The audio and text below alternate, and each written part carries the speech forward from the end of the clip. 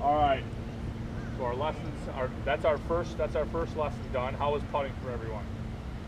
I enjoyed it. I thought I got a lot enjoyed out it? of it. Yeah. You guys learn what I want to accomplish is make sure you guys learning something new, or maybe fixing up on something that you guys have all played golf for a fairly long time, besides Don. I mean, we want to make sure like our setup was kind of a little rough for Don, but he's a new player. Your setup was kind of a little bad. You've been playing for 55 years, so sometimes you get a teacher to kind of just alter, make sure you get back to good fundamentals. So if you guys want to touch on, go ahead. Anything you learned Everything I today? learned is the distance control is very important. A lot of times I can miss my several feet either short or long. So practicing that drill, I think really pays off. Which drill? The distance drill going back to 20 feet. Okay, all the so each the lag drill is what we're going to call that one. All right, Don. Getting my head over top of the ball, so that helped me with alignment, and also the takeaway out of the ball is a straight line. Okay, very good, very good. So we A lot. kind of helped on just your setup, kind of pre-shot, kind of making sure you're in the right, the body's in the right part to make sure it's moving correctly. All right. Probably flat on the ground. Awesome, awesome. Paul? I like them both because you're not just on your standard wheels.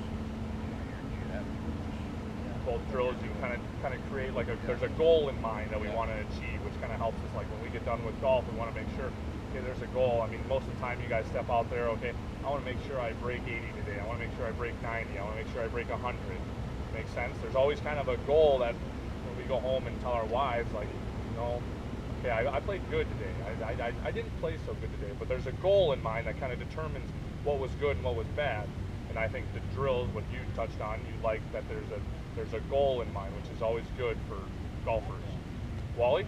Well, I think that the short drill, what is that, 4 or 5? The 3, 4, 5 drill? 4 or 5.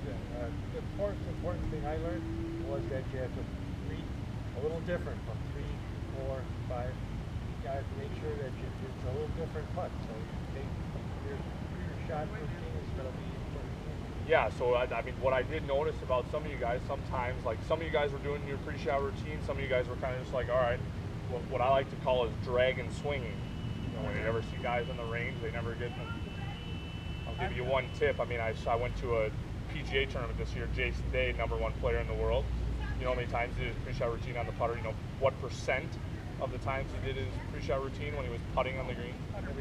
100%. Can you guys say that you guys were 100% today?